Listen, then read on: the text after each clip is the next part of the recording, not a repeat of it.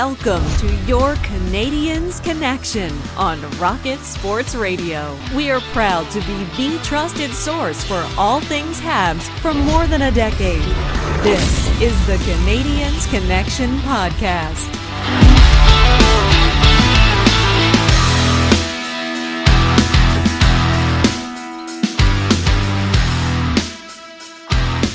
Hello, everyone. Welcome to the Canadiens Connection podcast here on Rocket Sports Radio, keeping you informed, engaged, and entertained. My name is Michael Spinella, and I'll be your host for the next hour. This is episode 294 of the Canadiens Connection podcast, and I'm pleased to be joined in the studio by my co-host, the editor of the Hockey News Montreal, the founder and the president of Rocket Sports, Rick Stevens. And Rick, how are you doing today? Good day, sir. I'm doing well. Are we going to do it? It's the first, our first podcast of May 4th. Are we doing it? Are we doing the Star Wars thing? May the 4th be with you, Rick. Oh, thank you so much. I prefer to think of it as Dave Brubeck Day. Now, okay, might be a nerdy reference. Dave Brubeck is a jazz legend, piano player.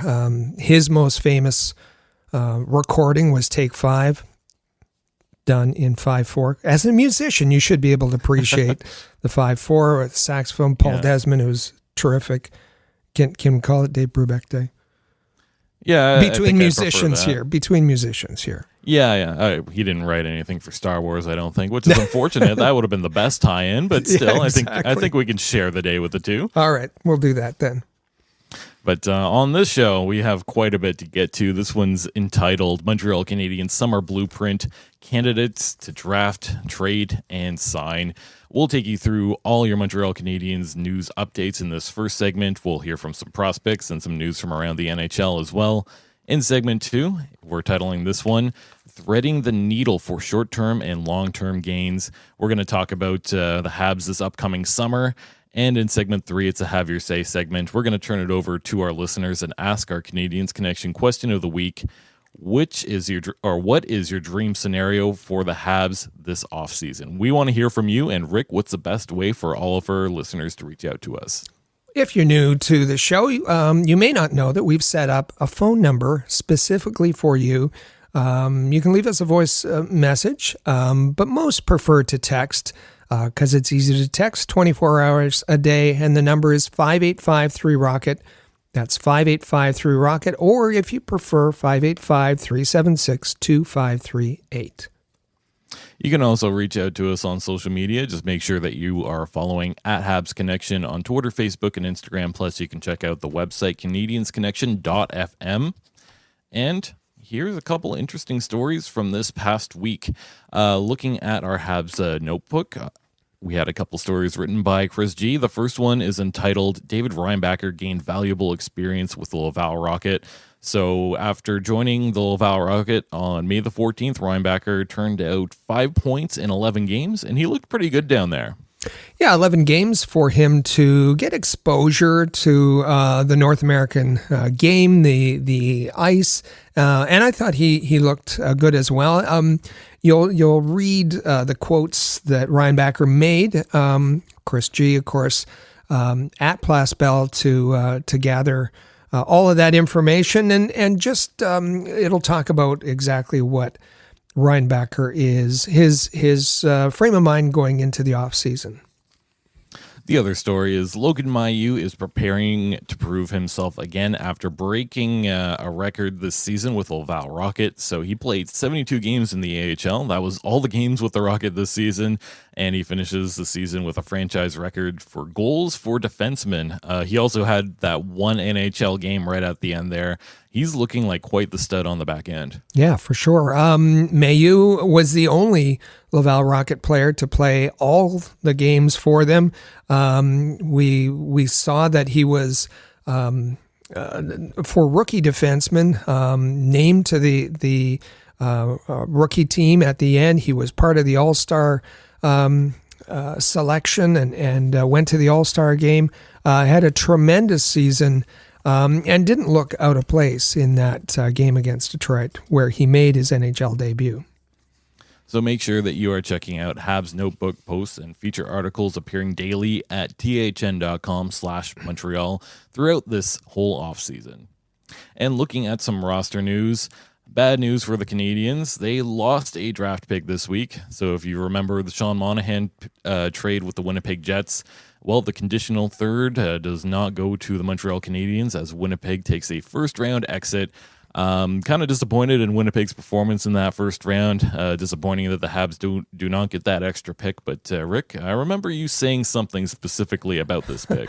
I said that it was a bit of smoke and mirrors by Kent Hughes. It was about him leveraging the media.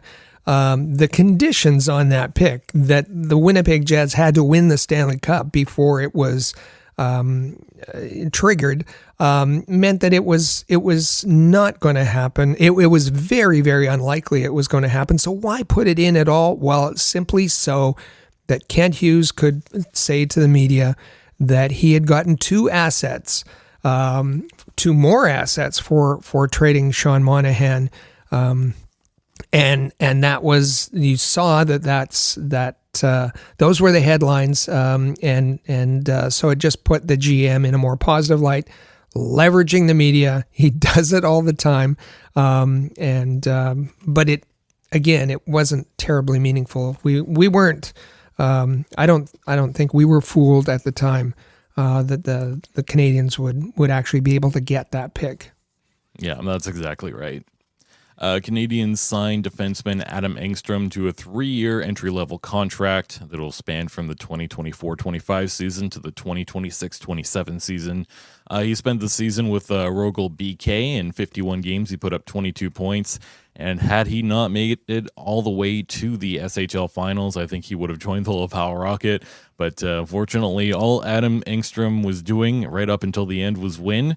So congratulations to him. We'll talk about him a little bit more later on, but it's nice to see him finally sign that contract. Yeah, and based on what happened at the end, a nice consolation prize to sign your 3-year entry-level contract. He is... It was just a couple of days after the SHL finals ended, and he's looking forward to training camp, although I think he's a realist that training camp is going to be tough. It's going to be tough for a Logan Mailloux or a David Reinbacher, and also for an Adam Engstrom. I think also he's looking at the potential roster in Laval and where he fits in that. I think it should be known that these prospects, they're looking at Montreal, they're looking at Laval. They understand the situation. It isn't a surprise when they come over. And he had said, I know that there's a stacked blue line, both Montreal and Laval. So it sounds like we know he doesn't have a contract with Rogel next year. It sounds like the Canadiens prefer him to be in North America, whether that's with the big team, with the NHL team, or more likely with the AHL team. It was a big week for Montreal defensemen as Hockey Canada announced that Caden Gooley has been named to the Team Canada roster for the 2024 IIHF World Championships. This is a big opportunity for Caden Gooley. He'll certainly get plenty of minutes there. He'll play a key role, and he's going to be joined by some pretty good company. Jordan Binnington, Connor Bedard, Bowen Byram, and Macklin Celebrini also on that team. Yeah, I think this is, Caden Gooley and the end of season meetings, media availability, said he he had gotten an invitation and he wanted to go, just wasn't sure whether he would be healthy in time to go. Apparently cleared up from his concussion symptoms. So the opportunity to play with Bowen Byron and Parayko and Owen Power is going to be there. It's going to be a great experience for him. You mentioned one of the goaltenders, Binnington. We'd understand why maybe Montembeault wouldn't want to be playing backup to a Binnington. The other two goalies for Team Canada will be the other St. Louis goalie, Joel Hofer, and then Nico Dawes as well. So it's going to be I think a tournament that's more populated by NHLers this season, which wasn't the case last year, and so hopefully we're going to see some very competitive games. Yeah, certainly going to be watching it. And you mentioned the goalies there, both Hofer and Dawes, younger goaltenders, but still a lot of potential. I'm curious to see how they're going to perform there. And I think Binnington, someone that's in consideration for the Olympic team and the Four Nations face-off to be on Team Canada, so it makes a lot of sense. Yeah, for sure. And now I think it's a good time to get to this week's winners and losers. And now it's time for this week's winners and losers on the Canadiens Connection. And as I promised last week, we do have a loser for this week. I'll start with the winner, though, on a more positive note. And I'm going to give the winner to all of the Vancouver Canucks goaltenders. So if you've been following Vancouver throughout that series against the Nashville Predators in the first round, you saw that Thatcher Demko played one game. He won it, but then had a knee injury. And then in the next game, Casey DeSmith came in. He played 2 games. He won the second one, lost the first one, but he sustained an injury before Game 4, and that welcomed one Arturs Silovs, who came in and played 3 games. He was stellar, the third-string goaltender, taking them all the way to the next round as they won it last night on Friday. And 3 games, Arturs has a 1.7 goals against average, a .938 save percentage, and 1 shutout. 2 wins in there, 1 loss, and honestly, just big congrats to that whole crew. Just great depth on Vancouver, and each one of these goaltenders looking like stars, at least before they got injured, at least. Great pick, and you know that I always agree when a goaltender is chosen for winner of the week. For sure. And now it's time for the loser. And this one goes to a Toronto Marley, Kyle Clifford. So if you look at that first round of the AHL playoffs, it was the Belleville Senators versus the Toronto Marlies. The Senators did manage to advance to the second round. They beat the Marlies in Game 3, 4-3 in overtime. The players needed to be separated after Garrett Pilon scored the series-winning goal. And that feud carried all the way until the handshake as Marley's veteran forward Kyle Clifford went after Boko Amama, and they had to be separated from the line by the officials, and both players had to go to the dressing room. I don't think Boko Amama really did anything during that period of time. I know that he's the type of player, he's an agitator, he'll get under your skin. But wow, Kyle Clifford looking like a maniac, and it's just so disrespectful when you see the series has come to an end. Not only is there a scrum after the game-winning goal, but a scrum in the handshake line. You know what? It's just classless from Kyle Clifford. And I'm looking at Kyle Clifford here in a contract season, actually. I wonder if this is something that might deter NHL teams from going after him as someone that's going to be an AHL veteran, someone that's going to be a role model for some of those younger players. And you look at the Toronto Maple Leafs, I feel like the Maple Leafs just always have this loser's mentality, and I wonder where this is coming from. Maybe Kyle Clifford's got to take a look in the mirror here. Well, I think this is a brilliant pick. And listen, if you don't know who Kyle Clifford is, he's a veteran. It's not the emotions of youth here. Kyle Clifford is 33 years old. He's a veteran of 750 games, more than 750 games in the NHL, over 100 games in the AHL. He knows better than this. And one of the things that, when the handshake line comes together, that you hear every broadcaster say is this beautiful tradition of hockey that 2 teams battle tooth and nail to the end, and then they can come together and be gentlemanly about all of this. And Kyle Clifford threw a hand grenade into that. And the only other case I can remember of, and it didn't get to fisticuffs. It was just a very long handshake and a Milan Lucic threatening Dale Weiss with death. And when the Bruins and Canadiens were in the handshake line. That's the only other comparable incident that I can think of, and obviously Clifford was much worse. Yeah, for sure. And I remember a time where Martin Brodeur refused to shake hands with it was Sean Avery, I believe. I know Oh, that's yeah. not the most classy thing either, but at least like there wasn't a brawl, there was no threats in that. Yeah. But yeah, just Kyle Clifford, not a good look for him. And with that, I think it's a good time to get to this week's Habs prospect report. It's time for the Rocket Report. The Rocket Sports Media Team is your premier source for information about the Laval Rocket, the AHL affiliate of the Montreal Canadiens, as well as Habs prospects playing in the CHL, NCAA, and leagues around the world. Bookmark thn.com/Montreal to follow our comprehensive coverage of Canadiens prospects. Each week, we like to highlight Montreal Canadiens prospects. And this week, we are going to update you on all the Canadiens prospects remaining in the playoffs. Although, for a couple of these prospects, the playoffs came to an end this past week. Let's start with Owen Beck of the Saginaw Spirit. The Saginaw Spirit have forced a Game 6 in their series against the London Knights. Currently, London up 3-2 in that one. In the playoffs, Owen Beck's been a big contributor, putting up 14 points in 16 games. What have you thought about Owen Beck? I know that you're invested in the London Knights for sure. Yeah, my number one team is Kitchener, but also lived in London, so I do like the London Knights. But listen, Owen Beck has been terrific. He had a good start to the season with Peterborough, but then traded to the hosts of the Memorial Cup, that being the Saginaw Spirit. He was terrific there. 51 points in 32 games, and then almost a point a game pace in the playoffs. So he's sending a message. He's going to be at the Memorial Cup, and I think that he's going to have a good chance to be on the Canadiens roster after training camp this fall.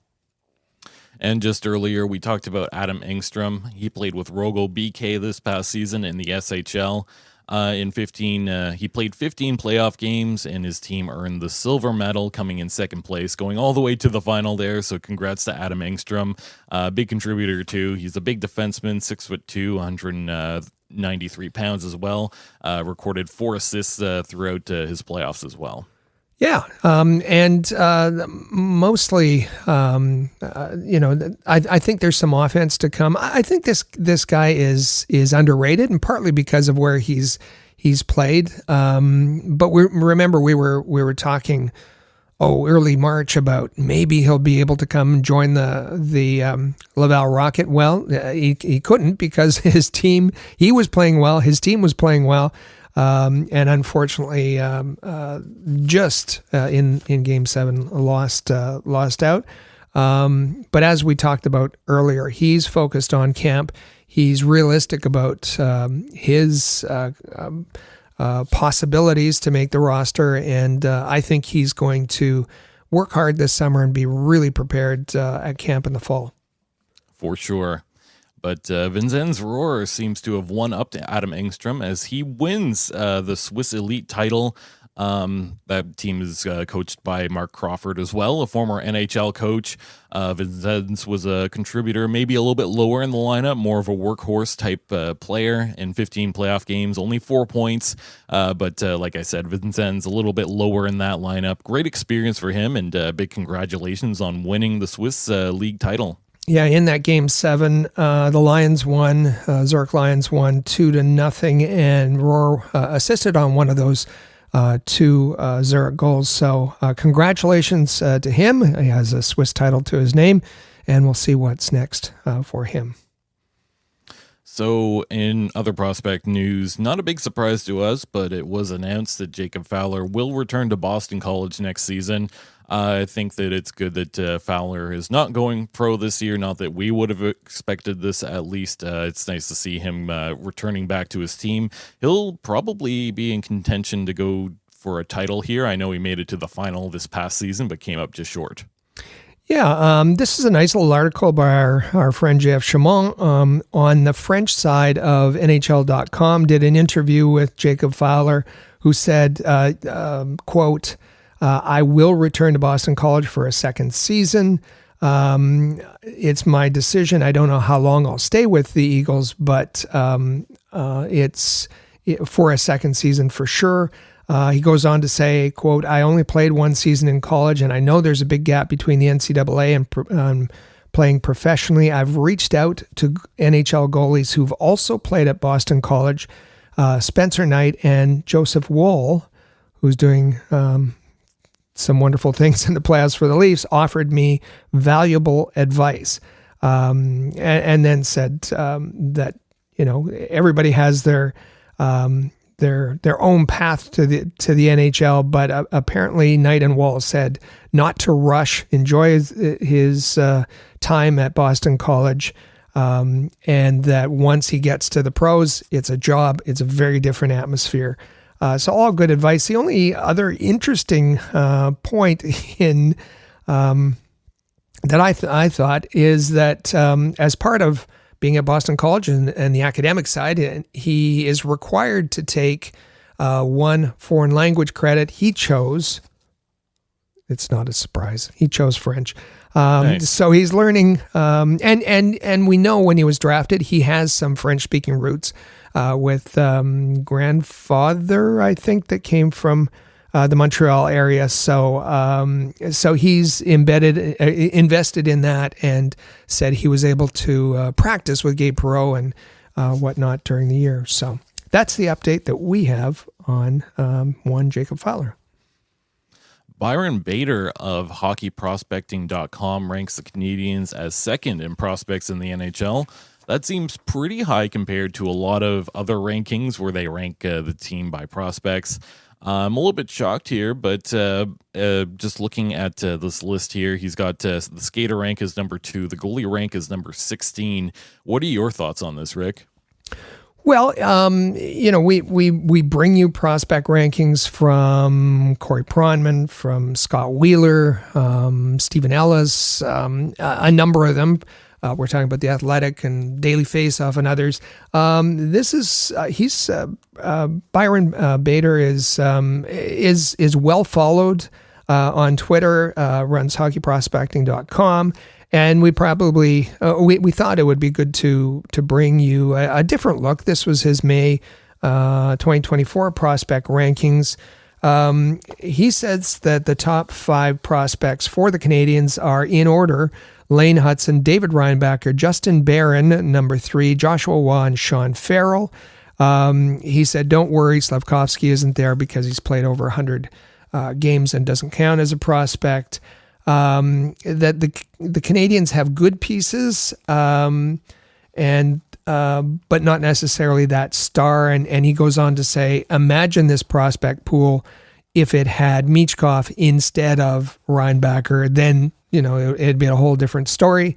He was very high on Michkov. And he said that expect the Habs to draft a high-end forward prospect with their first pick, and that would replace either Waugh or Farrell. Whoever they pick would immediately be in their top 5 prospects.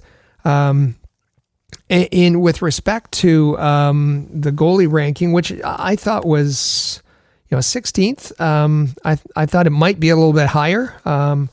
He says that in his opinion, their goalie pool is lacking. But Jacob Fowler could be the answer. He's not convinced on just 1 year's numbers. So that's where he's downgraded the Canadiens a little bit with respect to prospects. So a different viewpoint. We want to hear your viewpoint too. This is a perfect time to reach up, grab your phone, text us 5853-ROCKET. If you're familiar with him, if you follow him, Byron Bader, let us know what you think of his work or who you prefer and where you think the Canadiens prospects land with respect to ranking in the NHL. For sure, and we'll look forward to hearing from everyone. Some lesser news coming from the Laval Rocket. Laval Rocket forward Philip Cederquist has signed with Frölunda HC in the SHL. Laval acquired Cederquist this past season in exchange for future considerations, so not a huge loss there. Yeah, he had played 19 games, I think, for Rochester, and then acquired for that infamous future considerations. The the Laval Rocket needed help at the forward position.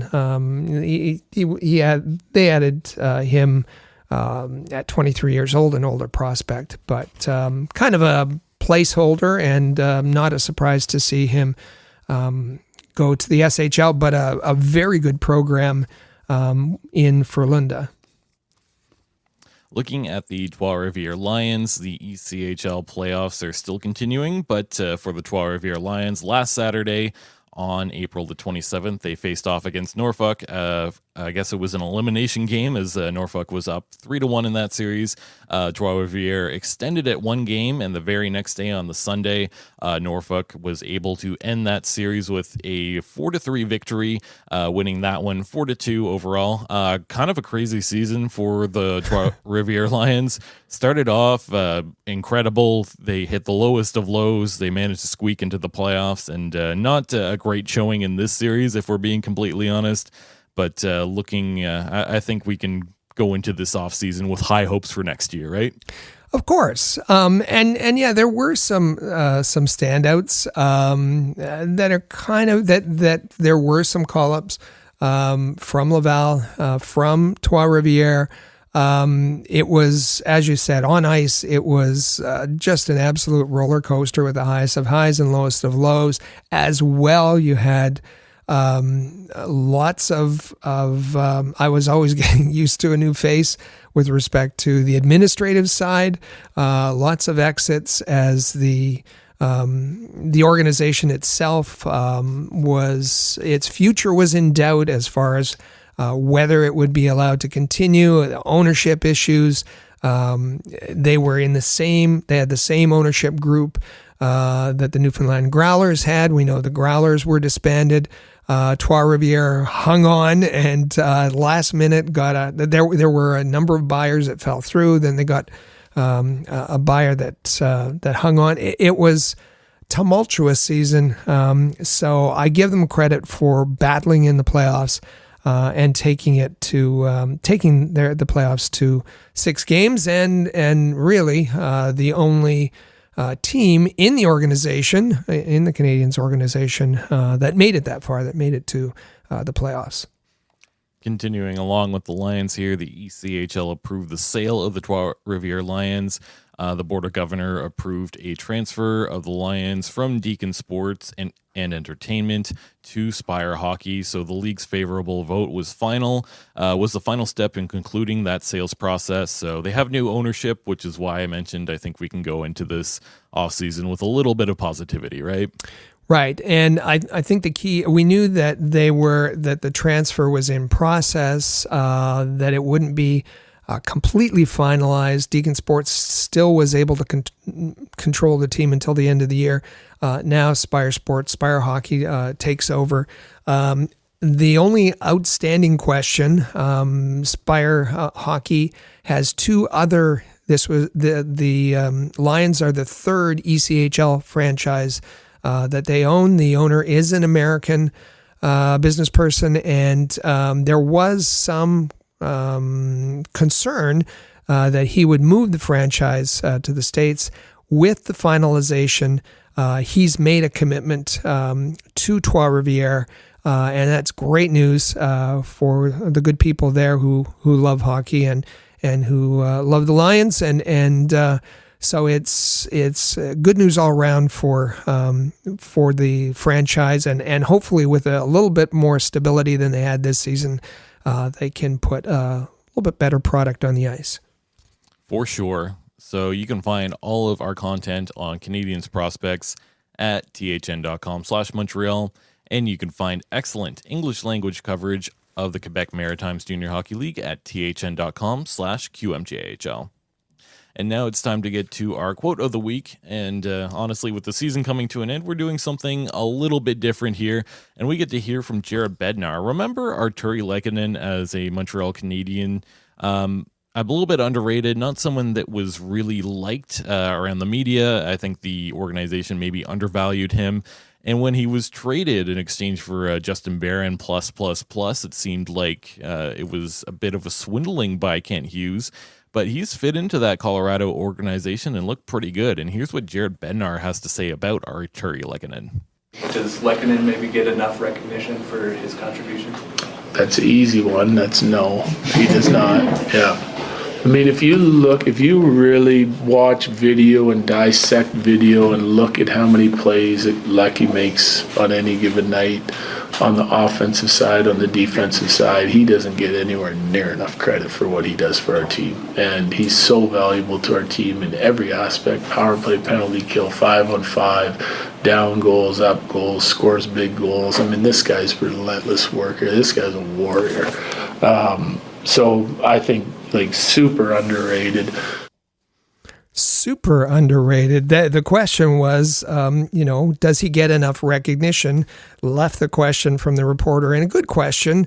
Does Lehkonen get enough recognition? And Bednar, head coach of the Habs, says that's an easy one to answer. Absolutely not. That he contributes in so many ways. He's relentless. You can stick him anywhere in the lineup. All the plays that he makes, that he is a warrior. And all of that is really well said. It's the kind of thing, honestly, that we were saying. I always talked about his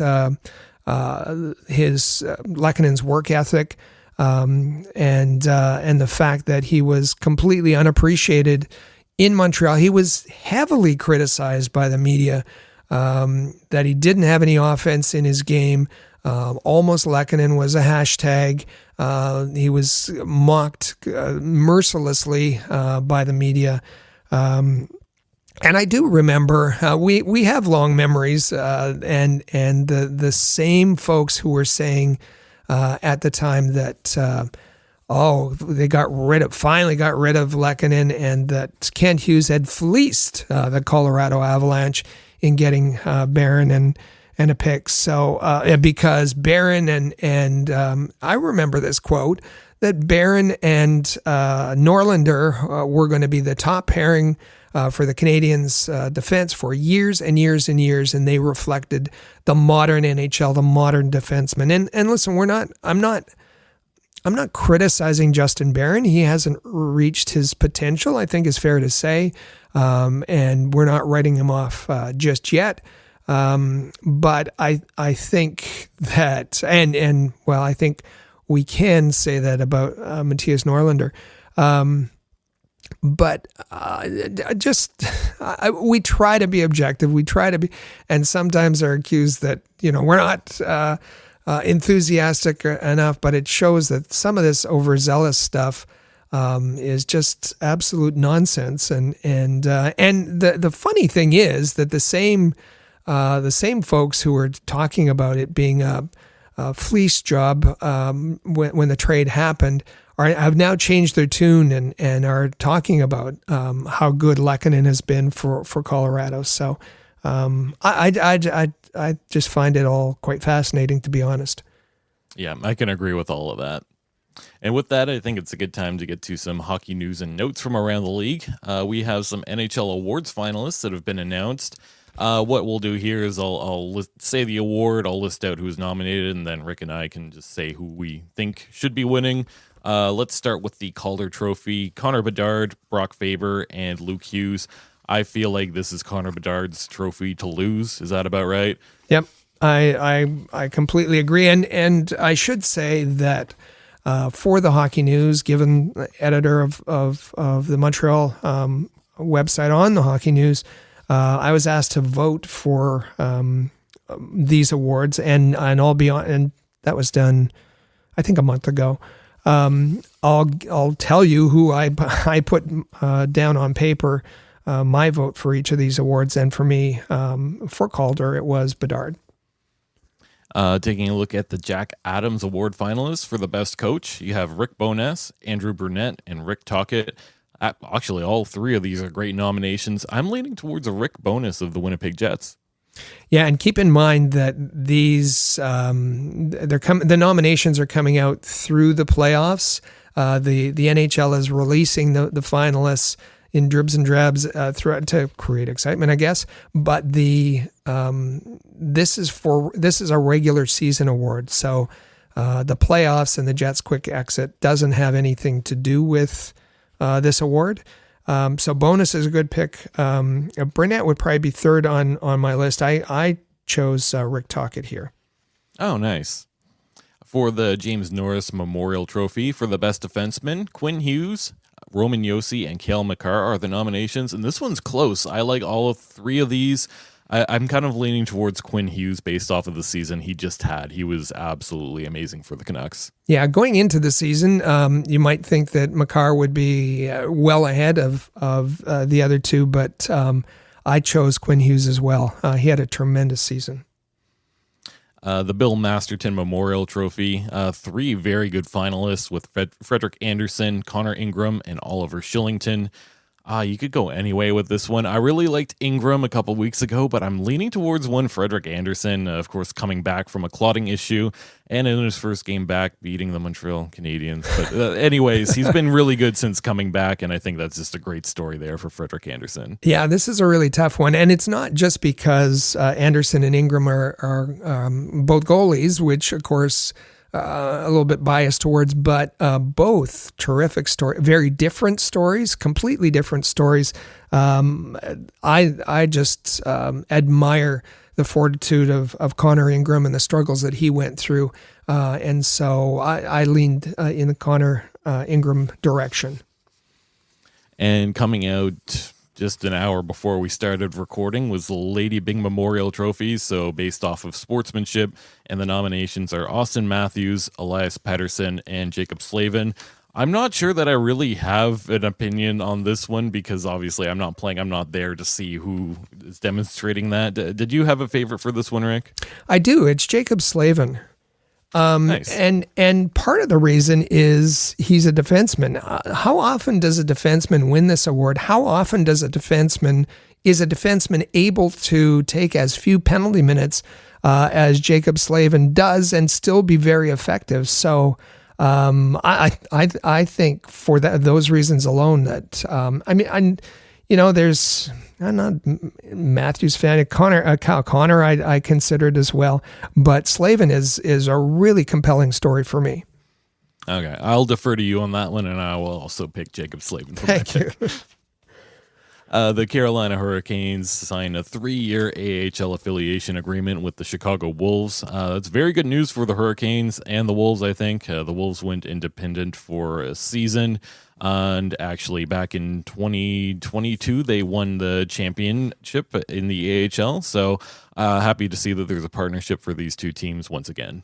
Kind of a funny story here if you haven't been following. Patrick Williams will tell you about the story. Amy Johnson will tell you about this story, and you may get some of it on the Rocket Hockey Report in upcoming videos. But a real tension where you have the Chicago Wolves who are kind of fiercely independent. You have the Carolina Hurricanes who like to do things differently but do them a certain way. And that tension led to a divorce and a reconciliation, I suppose is the way you might characterize it. It was tough for the Hurricanes this past year without an AHL affiliate, having to farm their prospects out to other organizations, AHL teams. And so nice to see this back the way it should be, I'd say. And we had another coach firing in the NHL. This time it's the Kraken firing Dave Haxtell.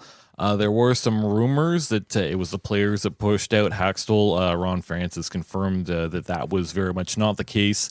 And you pointed out last episode that it was about half of the coaches in the NHL that were fired. I think we're a little bit over half now. Yeah, I think that came up from LeBrun that he said it was about half. So yeah, we're beyond that. I didn't like that was an ESPN story by Emily Kaplan about the players forcing him out, which is essentially proved not to be true. And that was an unfortunate. I'm not a big fan of the way Hackstall coaches, either when he was in Seattle or with Philadelphia.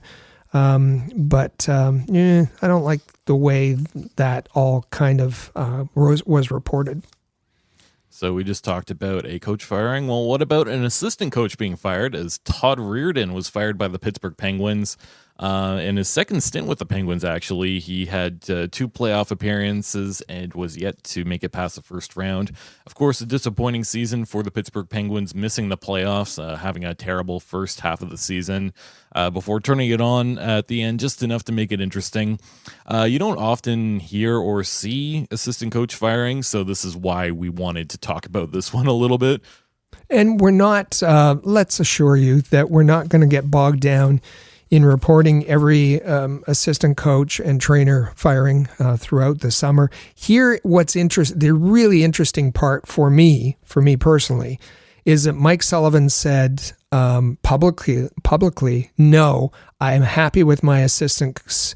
No one should be fired. They don't deserve it. And Kyle Dubas said, oh yeah? So this is a Dubas-Sullivan power struggle. And wow, if Mike Sullivan came on the market because of this dispute, either leaving the Penguins or being fired, there's a coaching candidate that would improve a team immediately. That's why we mention it. Watch this Dubas-Sullivan power struggle, or if they're able to make up again. For sure. And ending off the segment with some very big news, the NHL Draft Lottery is scheduled for Tuesday, May the 7th. They will announce the exact time next week. I believe it's come out on Monday. The Montreal Canadiens currently have an 8.5% chance of winning the draft lottery. So I know, Rick, you did your one tankathon. I'll wait until the day of, and I'll see how that matches up to the actual results. And if you haven't been listening, I do it once a year, just once.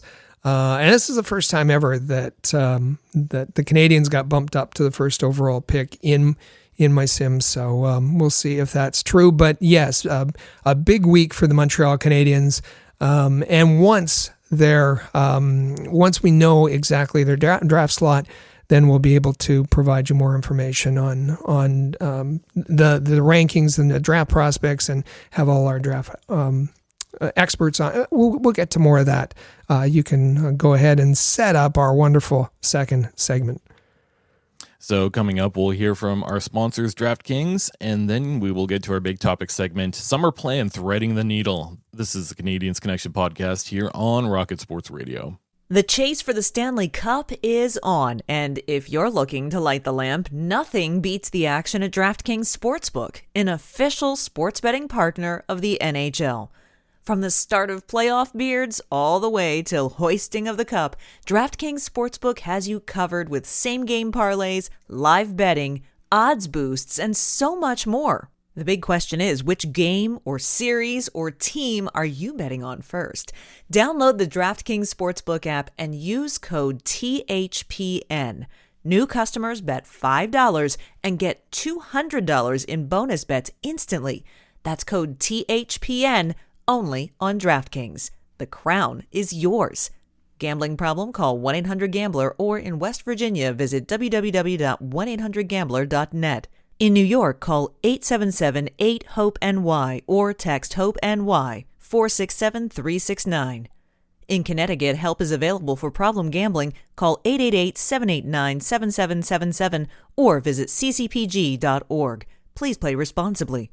On behalf of Boot Hill Casino and Resort in Kansas, 21 plus age varies by jurisdiction, void in Ontario. Bonus bets expire 168 hours after issuance. See dkng.com/ice for eligibility and deposit restrictions, terms, and responsible gaming resources. Copyright NHL 2024. All rights reserved.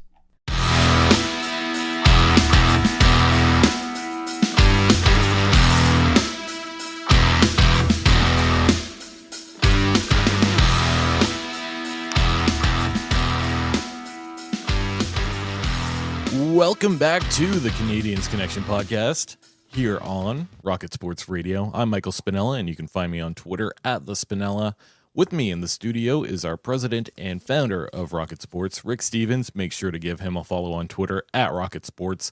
You can also follow at Habs Connection on Twitter, Facebook, and Instagram, and check out our website, CanadiensConnection.fm. And just a little reminder here to make sure that you hit that subscribe button in the player or on your favorite podcasting app. That way, you never miss a single episode of the Canadiens Connection podcast. And as we said, this is the summer plan, threading the needle. We're going to take a look at some potential free agents, some potential trades, some potential prospects to draft at the upcoming draft. And, of course, the Montreal Canadiens are looking to take a step forward in becoming a playoff team without sacrificing the plan. I know it's easy to get excited and look at certain big-name players and want to have them all, but you have to consider whether or not it makes sense and if it's sticking to the plan. Yeah, and we heard in the end of season media availability, both Jeff Gorton, Kent Hughes said that this is going to be a big summer. Perhaps next summer will be even bigger, but this summer will be a big summer, and that's created expectations. As we talked about in the fan base, that I think that Canadiens fans are a little tired of they've been very, very patient. All of you out there have been very patient, but now the playoff word becomes more intriguing. And how do you do that? How do you get competitive in the short term without sacrificing any of those long-term goals towards the rebuild? So it's going to be very interesting. And with respect to summer priorities, I know you heard from Kent Hughes in the end of season media availability that I mentioned, but recently the whole group of hockey ops folks were in Finland for the under-18 championships.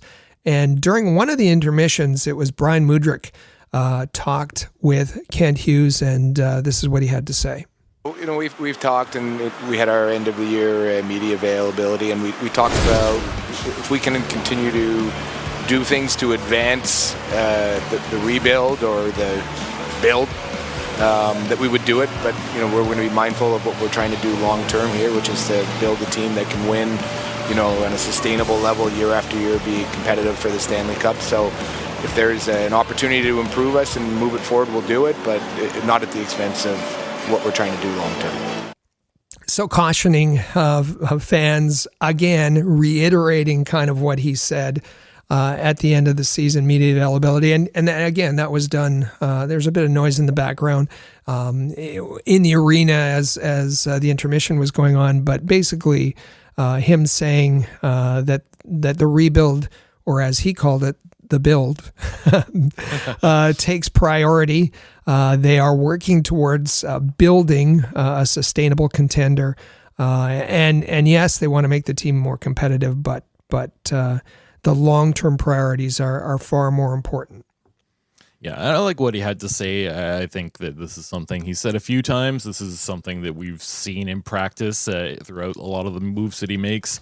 And with that in mind, how about we talk about Pierre-Luc Dubois? What? Yeah. Sportsnet explored the potential of whether the Los Angeles Kings should buy out, trade, or keep Pierre-Luc Dubois. And, of course, we're bringing this up because this is something that a lot of Habs media and fans have been wanting, Pierre-Luc Dubois was almost a bigger topic than the draft last season. I think that's fair to say, Rick. And it had been going on for years whether or not Montreal would be able to acquire Dubois. And Dubois ended up in Los Angeles. He signed a big long-term 8-year contract, $8.5 per season. And he was not so good this past year. So he also has a full no movement clause kicking in July 1st. Let's explore what the Los Angeles Kings could do and what a potential buyout could look like. Of course, with just 1 year after signing that 8 times 8.5, well, it's they're going to have to spend a lot of money to get this guy out of town, unfortunately. In the 1/3 buyout, essentially the savings would be in and around $6.8 million per season for the first half of the buyout, and then towards the end in the 2030s, it would go down to $1 million per season with a cap hit ranging from 1.5 to 3 million throughout that, and then there's a 2/3 buyout, in which case the cap hit would probably be closer to just under 3 million, and it would range between 5 million and 2 million in cap savings. Of course, I'm not a math guy, so I'm not going to deep dive too much into that, but of course that's a lot of money if the Los Angeles Kings want to buy this guy out. The other options would be a trade, and who might be interested? Well, would the Montreal Canadiens be interested? Personally, I'd say I hope not. What do you think about this whole situation with Pierre-Luc Dubois? Well, one of the reasons to mention Dubois at all is because at this time last year, a year ago, it was hard to find a Canadiens fan who wasn't all aboard the Dubois train. Bring him in, whatever you need to do, whatever you need to trade. Bring him in. Our mailbox, our text line was filling up with Dubois questions. Whenever we had a mailbag, it was dominated by Dubois questions. So much so that we brought around this time. It was actually closer to the draft, and yes, the Dubois story was absolutely dwarfing the talk about the draft. And we brought in from the Athletic the Winnipeg beat reporter Murata Tez and talked about what to expect from him, what the Jets wanted in return. And I know that we received lots of criticism, saying how negative we were about Dubois. Mike Raschel wrote an article about it at the time, and that just to set in context, that going into this offseason, that the shiny bauble, and maybe we know what the shiny bauble is this season. But the shiny bauble isn't always the direction to go in. That you got to keep a proper head about this. And unfortunately, for Pierre-Luc Dubois, all the things that we were saying about him last year and the reasons to be cautious played out. Perfect. Well, exactly for Los Angeles, and he had a horrible season. And don't discount, we talked about it last year, the fact that Marc Bergevin at the draft that was in Buffalo, and we were there, we saw it, Jarmo Kekalainen from Columbus, the heated discussions, the begging that went on, Marc Bergevin for Pierre-Luc Dubois. And now Marc Bergevin with the Kings finally got and that Marc Bergevin was thrilled to be able to be part of the organization that acquired him, and it's not worked out to the point where the Sportsnet is writing an article saying, should the Los Angeles Kings buy him out, trade him, or keep him, and how would they motivate him if they keep him, and make him productive for this eight year contract. As far as the Canadiens, at least I haven't seen any Canadiens fans saying that the organization should trade for him. I have seen, and please think about it before you suggest this. I've seen plenty of fans saying, okay, well, if he's bought out by Los Angeles, we could get him for cheap. And offer, if that happens, if he's bought out, he'll be a free agent. And let's get him on the cheap and try to let Marty do his magic and resurrect his career. No thanks. I'm saying it bluntly, plainly. I said no thanks last year. I'm saying no thanks again this year. I understand your excitement. I understand that this is a big season, off season. I understand that you have big expectations. Looking another direction is my humble advice. And I agree with you. I was very against the Montreal Canadiens trying to acquire this player last season. And look, the Winnipeg Jets got a huge return on him. They got in a lot of pieces. Gabe Vilardi just had a unreal season with the Winnipeg Jets. That was a great pickup for them there. And Pierre-Luc Dubois going the other way, being a winger at certain points, being a fourth-line center at certain points last season. And just an awful season overall for Pierre-Luc Dubois. And honestly, if you're the Los Angeles Kings, looking at all the options, I feel like you kind of have to hang on to him and try and salvage what you have based off of you signed him to so much money and gave up so much to bring him in. If you're going to buy him out right away, that's got to be fireable for that entire front office. And would that potentially lead to Bergevin being the general manager of Los Angeles? Like you said, I think that, but I mean, yeah, it's just, it's not a good situation. Yeah.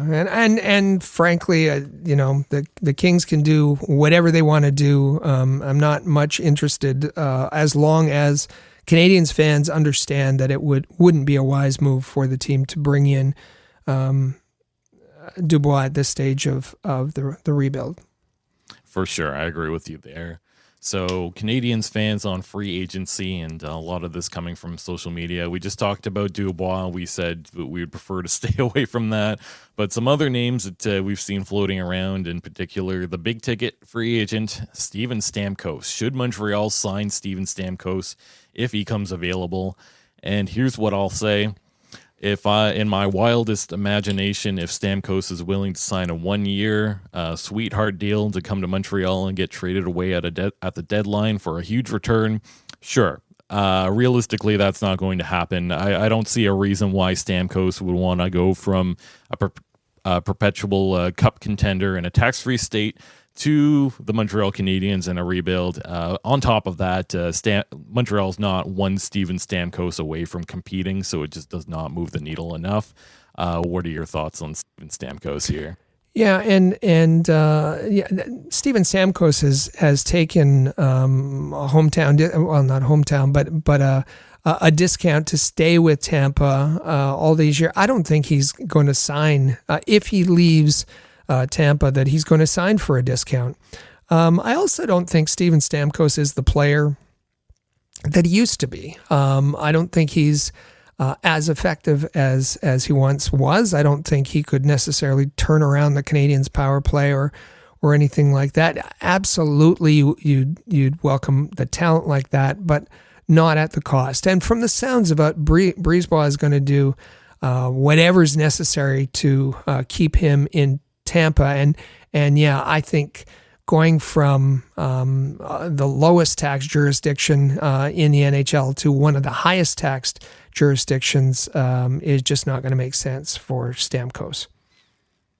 And how about some more familiar names? Should the Montreal Canadiens try to re-sign players like Sean Monahan, who they just traded away, Tyler Toffoli, it was a couple seasons ago, Pacioretty, Tatar, all of these guys are going to be available this summer.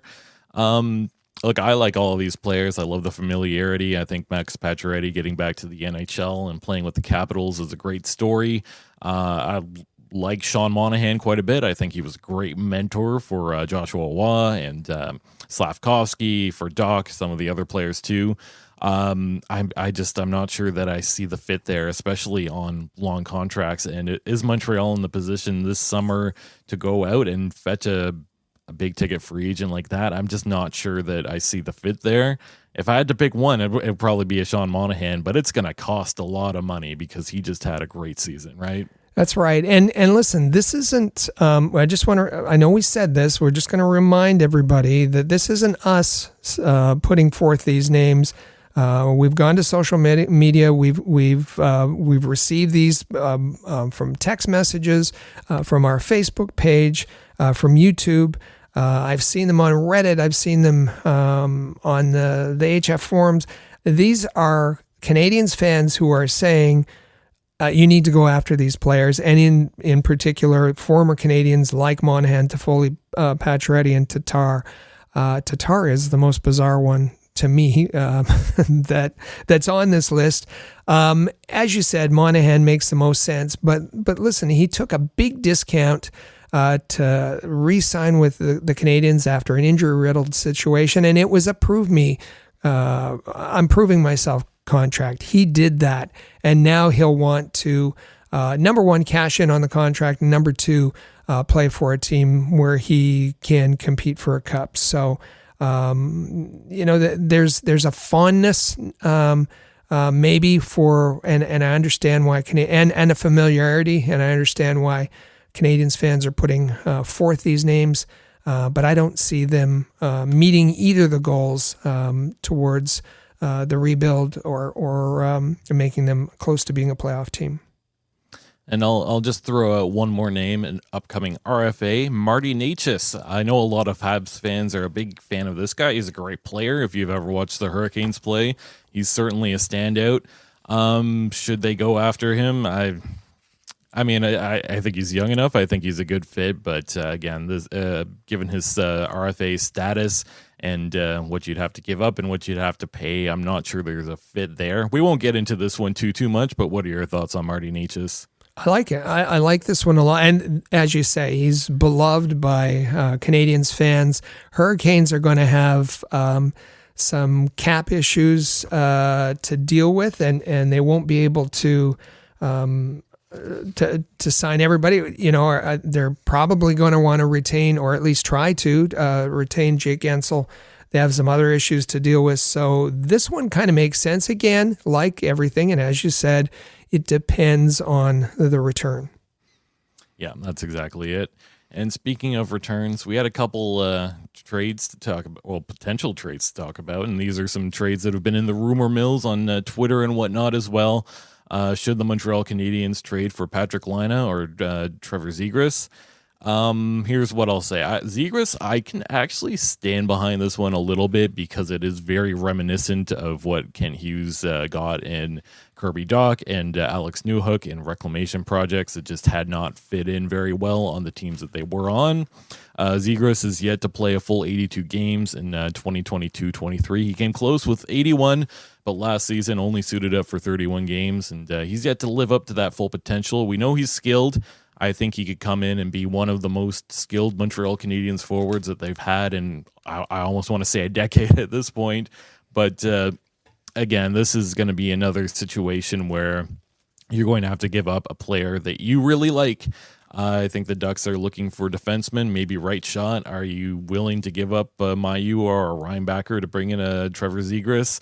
I'm not so sure. As per Patrik Laine, like the player, I think there's maybe some consistency issues. Unfortunately for him, he's not really been on good teams where he's fit in all that well to this point in his career.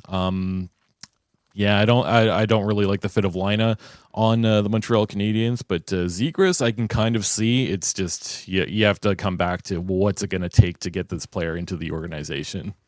And I understand that there's Canadiens fans out there. They look at the trade that was engineered at the draft for Dach, for Kirby Dach. They look last year at the trade, the draft trade that was done for Alex Newhook, and they're trying to speculate as far as who it might be. I've heard names like Kent Johnson with Columbus, young, 21 years old. He had shoulder surgery. He was out at the end of February, I think, but kind of underachieved. But you also have to look, I know that Canadiens fans focus on what do we need? What do the Montreal Canadiens need? And yes, they need scoring, they need skill, they need talent. And so maybe Kent Johnson, who is able to achieve his potential, would fit in, but you also have to look at what the other team needs. And the Blue Jackets have a lot of defensive potential, young defensemen, and that's what the Canadiens have to trade, right? So you have to look at the match as well. Patrik Laine, I see that the Canadiens fans are kind of salivating a line of Dach, Slavkovsky, Laine, and I get it, and yes. Now here's a player that was entered the player assistance program this past year and has underachieved. So there's issues there. I've heard Anton Lundell mentioned.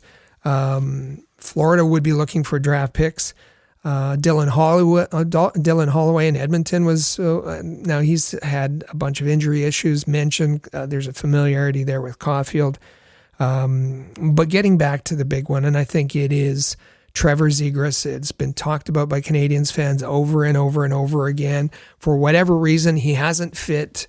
And in his, well, other than his initial season, he hasn't really fit there. Pat Verbeek this past season traded their top prospect, their right-handed defenseman Jamie Drysdale, to Philadelphia, and that left a bit of a gap. So Pat Verbeek has said that any trade involving Zegras, they're going to be looking for a right-handed defenseman coming back.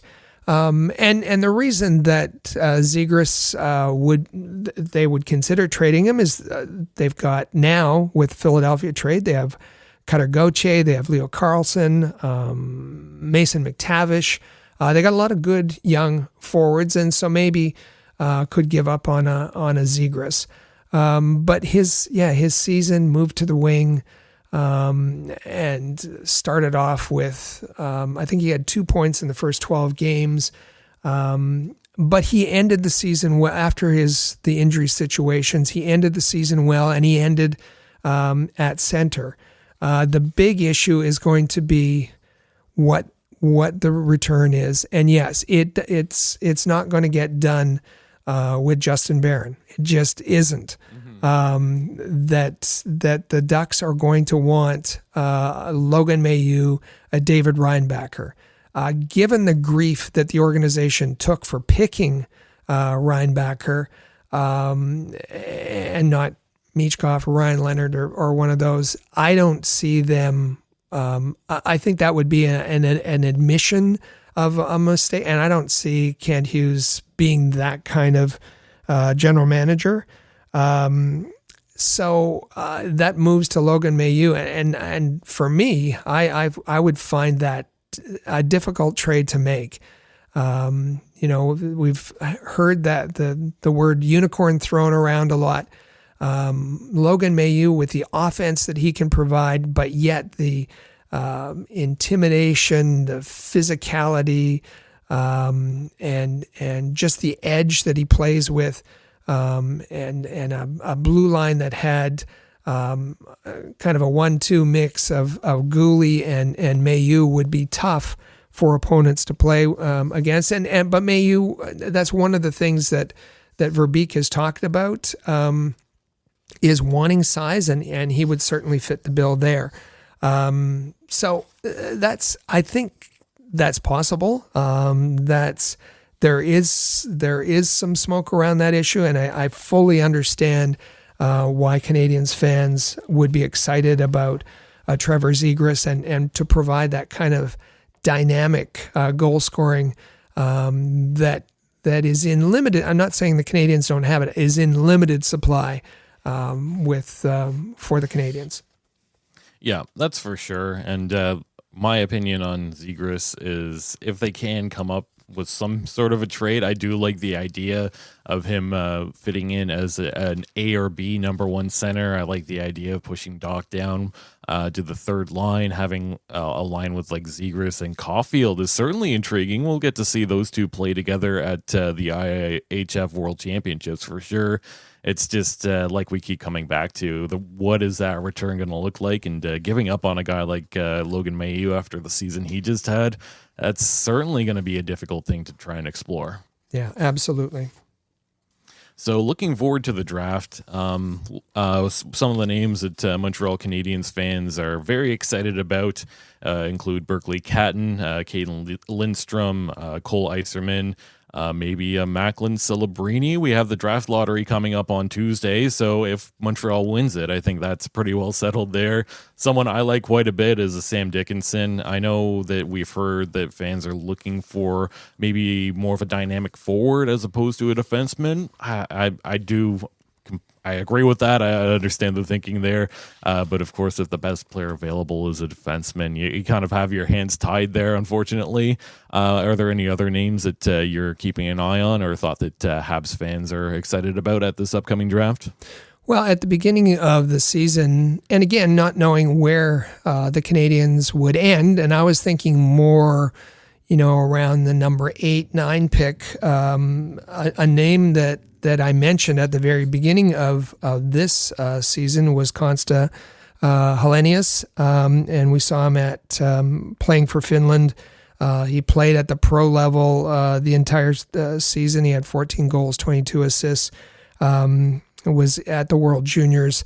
I think what's and perhaps now with the where the Canadiens are going to draft, and we'll know more about that, as you said, on this week, that they can get a better player than that. But that's a name that I liked very much, and maybe want a more elite kind of scoring player. Aginla is another.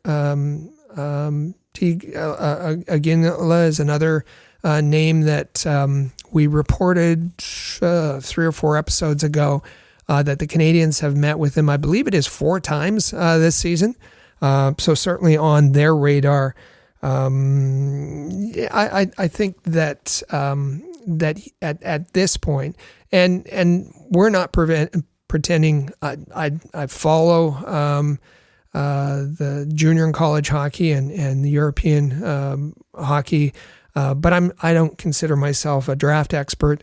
That's one of the reasons that, but you should be tuning into this podcast, every podcast between now and the draft itself, because we're going to have draft experts. And we waited, and we're going to wait until after the specific pick is known for the Montreal Canadiens. Is it going to be, as my sim said, the number 1 pick, and then the choice is a little obvious in Celebrini. But we're going to have draft experts, as we did last year. You'll remember we had Russ Cohn, who one of the best scouts. He scouts for Elite Prospects and Sportsology. Sam Cosentino from Sportsnet, we had him on the show last year. Jerome Berube, the head of scouting for Hockey Prospects. We had, around the goaltending issue, we had Sean Richardson from FC Hockey. So we're going to be having experts on to give you the information. And you remember last season that very early on we started to gather information and that was pointing in the direction of David Reinbacher. And I know that a lot of you didn't want to hear that, but it turned out to be correct. And I think that's why we have contacts in the NHL and throughout hockey. We have contacts in the scouting world. And we're going to try to give you the most objective information we can. The one thing, the kind of leaks that we're hearing, just as I heard about David Reinbacher last year, is that the Canadiens are going to value size. If they're in that 5 range, that they're going to value size this season in the draft. So that might put a negative light on a Berkeley Cat, and I don't think that applies to a Demidov if they're able to get in that range, but that they're looking for size and they're looking for a forward this year. That's what we know so far, and we'll know more as we speak with the draft experts. For sure. But for today, we do have a couple of draft rankings that we will take a look at here. We'll start off with the NHL Central Scouting rankings, and then we'll get to the Sportsnet rankings that were put out in March. Fortunately, with the NHL Central scouting rankings, they are divided by North American and European, and also by skaters and goaltenders. So it's a little bit hard to compare, but I think it is a good resource to take a look at. Of course, make no mistakes, Macklin Celebrini topping the charts on that North American list for skaters. Artem Lezhinov is number 2, actually, which is pretty high. Caden Lindstrom, number 3, and Zeev Buyum coming in at number 4 there for North American skaters. Looking at the European skaters, I'm a little bit surprised here, and I don't know how you feel about this, but I'm a little bit surprised to see Ivan Demidov coming in as the second highest ranked European skater. What do you think about this, Rick? Yes, Saleyev, and we had spoken about this. Saleyev, I wouldn't necessarily have them in that order. I understand the appeal of a 6'7", 211-pound defenseman, but and as you go down the list, there's an Adam Juracek. Boy, that name sounds familiar. Hellenius is third on the Central Scouting Bureau's European list. So some interesting possibilities there. If you're new to the 2024 draft, it is a very heavy draft on defensemen. Defensemen dominate the top 10 positions. More so than forwards. So that means the forwards are going to be in greater demand, I think. And it's going to be interesting if the Canadiens they haven't chosen best player available the last 2 seasons. We know that. 2 seasons ago, it was size that was the deciding factor, and they went with Slafkovsky. Last year, it was looking for the right shot D, which led to Reinbacher. So those are considerations, and those are things that we're going to ask our experts when they join us. Yeah, that's for sure. And if you're talking size, that certainly seems to benefit one Caden Lindstrom, listed at 6'3", ranked 3rd overall in North American skaters.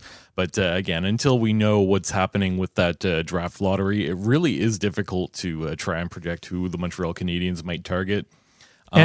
Just before you leave that, Caden Lindstrom, and he's going to climb. As some list him as 6'4" already, and he's just the style of play, a very attractive power forward that would be a big help. And I know that a lot of Canadiens fans have Lindstrom's name on their draft card.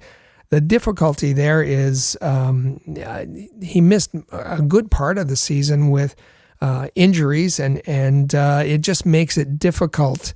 And remember when Alex Galchenyuk missed a lot of the season, it just makes it very difficult to grade a player when that happens. And I know he came back for the playoffs, but an injury-riddled season, so it's going to be difficult, I think. Yeah, for sure. And one other thing I wanted to mention about these rankings is sometimes I like to look at the midterm rank compared to the final rank. Absolutely. And at least on the North American skaters side, there are a few climbers and a few players that really fell. And looking at climbers, Zane Perrick and Michael Haig both jumping up quite a bit. Zane was ranked as number 10. Now he's all the way up at 5. Michael Haig going from 19 to 10 is a huge jump as well. And how about Julius Miettinen going from ranked 49th to number 18? I know Montreal has 2 draft picks in this upcoming draft. That Winnipeg pick is going to be a little bit later, but certainly would be nice to see the Montreal Canadiens try and trade up just a little bit, no? So, I'd like to see that. Either trading, if they end up at 5 after the lottery, trying to trade up, using their draft capital to be able to do that, or similarly, if they make the choice at 5, then try to improve that 20, whatever it is going to be, pick. The thing here is, and you're quite correct, that many of the draft rankers, like a Bob McKenzie that people like to quote, he just has his mid-season rankings out. The rankings we're talking about today, at least for Central Scouting Bureau, these are their final rankings. And I know there's things that are still happening, but this is the final rankings for CSB, and we'll talk about Sportsnet. That was the end of March rankings. I think beginning of April, end of March rankings. So I think it's important when you look at the rankings to keep in mind that you want the latest information possible. Yeah, that's for sure. And with that, I think we'll take a look at Jason Bucalo's ranking coming on March 28th. And just because you look at those central scouting rankings, I personally am not a huge fan of how they divide this up. So putting it a little bit more in perspective, and of course a different opinion here too. Of course, he has Macklin Celebrini at number 1, Demidov all the way at number 2 here, 3 Levshanov, 4 Silev, and number 5 Carter Yakemchuk. What do you think about that top 5 there? These are some pretty interesting names, and we've yet to talk about Carter Yakemchuk too. Yeah, we've got 2 forwards at the top, Celebrini and Demidov, and then a whole string of defensemen, Levshunov and Saleyev, Yakemchuk, Dickinson, and so on. Zabuyam is in there. Zane Perek is in there. So I know that our dear friend Grant, I think he puts out a must-draft name each week, and I know he was pretty high on Yakemchuk.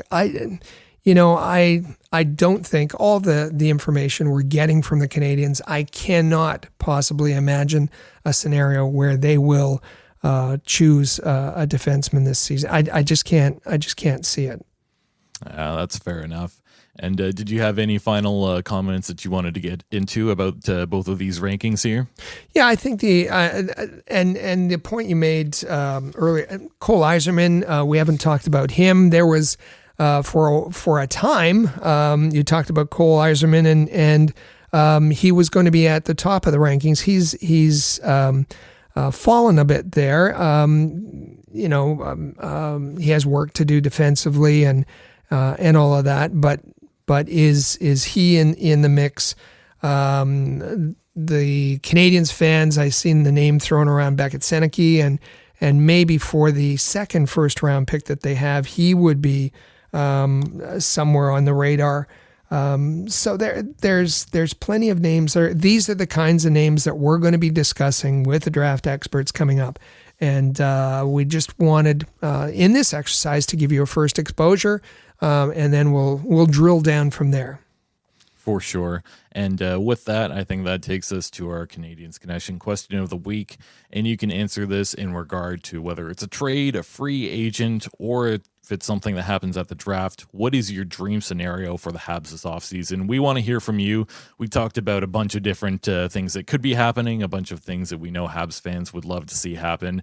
And we'll give you some time to think about it before you let us know in our final break here. Stay with us. This is the Canadiens Connection podcast here on Rocket Sports Radio. The Canadiens Connection is proud to be a partner of Rocket Sports Media, digital media publishers of sports and entertainment websites.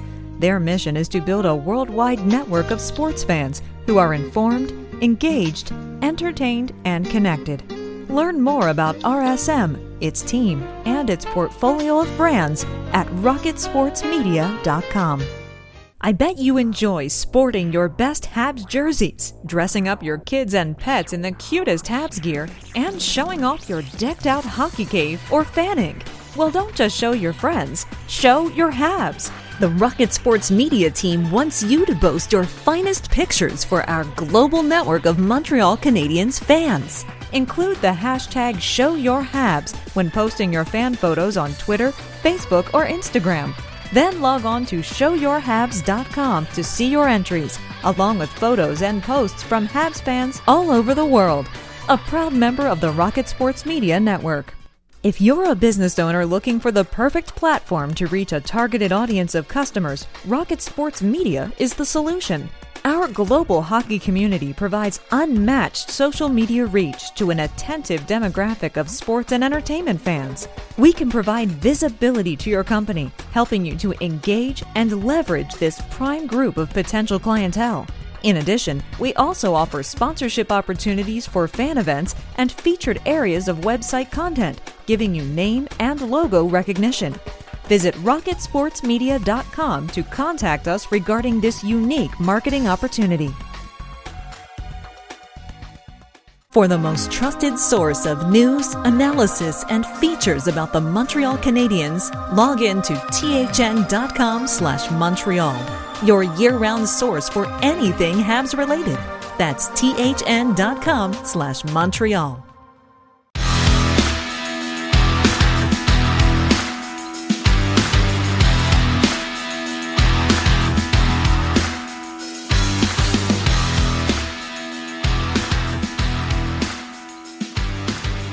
Welcome back to episode 294 of the Canadiens Connection podcast here on Rocket Sports Radio. Make sure that you're following at Habs Connection on Twitter, Facebook, and Instagram. Plus, you can check out our website, canadiensconnection.fm. And also, feel free to text us anytime via the Rocket Sports text line. It's 5853-ROCKET. That's 5853-ROCKET.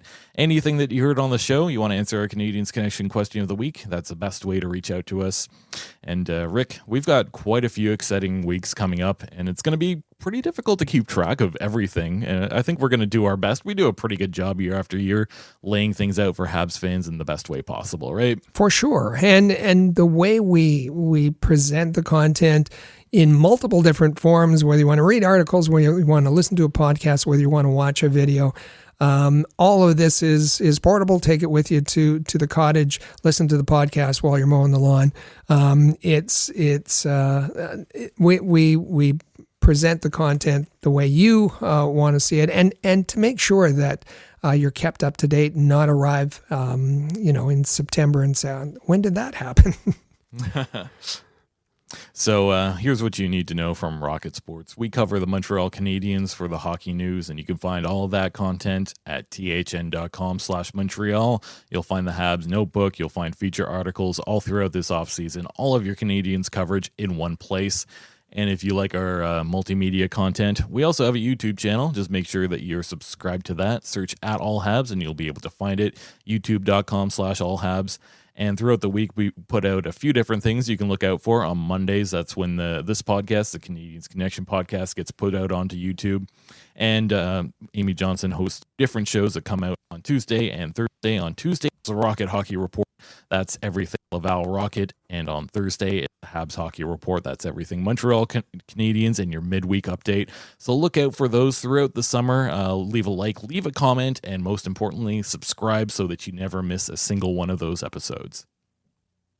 Coming up on Tuesday, May the 7th, we have a big announcement. The draft lottery is going to happen, and we will be live streaming a live stream watch along. Myself, joined by my Rocket Sports Media colleague Nathan, will be live streaming and watching along with you. So make sure that you hit the notification bell on our YouTube channel, circle the day on the calendar, hit subscribe so you don't miss it, and make sure that you come join us. Who wants to watch Gary Bettman and listen to him talk when you can come hang out with us at Rocket Sports Media? We have a live chat on there so you can make your opinion be heard, and we also do a pretty good job of laying out the best information that we possibly can. Are you excited about this one coming up on Tuesday, Rick? Oh, absolutely. Yeah, this as many of these decisions are franchise changing, potentially events. For sure. So make sure that you're subscribed to the premier Rocket Sports Radio podcast on your favorite podcasting app as well. The Canadiens Connection. You can find every single episode at canadiensconnection.fm. We'll be here every single Saturday throughout the summer. We don't go on vacation. And make sure that if you enjoy the show as well, we really appreciate if you leave us a 5-star review. That goes a long way in helping us out. We are your inside link to the Montreal Canadiens. And just a brief announcement here for our Rocket Sports team. We are recruiting, so if you are a passionate hockey fan, you enjoy writing, you like media stuff, you want to do some production, join the podcast. If you want to help out with some live streams, anything that you think that you might be passionate about and you're interested in joining the Rocket Sports team, reach out to us. And Rick, what's the best way for people to do so? You can send us a text at 585-3-ROCKET, but I think it's best to send us an email and tell us about yourself. Send a resume if you want. Send us an email at hello@rocketsportsmedia.com. That's hello@rocketsportsmedia.com. We're looking to add whatever your talent is, but specifically, maybe I'll make this invitation at this time of year. We've got grads coming out of maybe a communication program or a journalism program, looking for an internship, looking for to gain experience, and we're happy to bring on writers, particularly those that over the summer can write some quick hits for us on news that's come out and get those up on the Hockey News website as soon as possible. So daily quick hit writer is at the top of my list to add this summer. And we look forward to hearing from each and every one of you. Right now, we'll get to our Canadiens Connection question of the week. We are asking all of our listeners, what is your dream scenario for the Habs this offseason? The text line is 585-3-ROCKET. You can also reach out to us on social media at Habs Connection on Twitter, Facebook, and Instagram. We get tons of text, tweets, messages, emails. Anyway, we get reached out to. We get tons of those throughout the week, and we love to hear from each and every single one of you. So continue all of those. Let us know your thoughts along the way. Anything you heard on the podcast, anything that comes to mind, we enjoy hearing from each and every one of you. Coming up this week, of course, today, May the 4th be with you, Star Wars Day, so a big shout out to all the Star Wars fans out there. And then the big day to circle on the calendar, Tuesday, May the 7th, the NHL Draft Lottery is that day, the time TBD. Make sure that you join us for our live stream watch along on YouTube. This is a very big day for the Montreal Canadiens franchise, and we'd love to take that all in with each and every one of you as well. That's going to be a wrap for us today. Thank you all for listening. Make sure that you are subscribed to the Canadiens Connection podcast in the player or on any of your favorite podcasting apps. You can also share it on social media if you like what you heard. Enjoy the week, and we'll be back here next Saturday, May the 11th, for another great episode. Thank you for listening to the Canadiens Connection podcast here on Rocket Sports Radio. Click subscribe so you never miss an episode of Canadiens Connection. Follow us on Twitter, Facebook, and Instagram at Rocket Sports.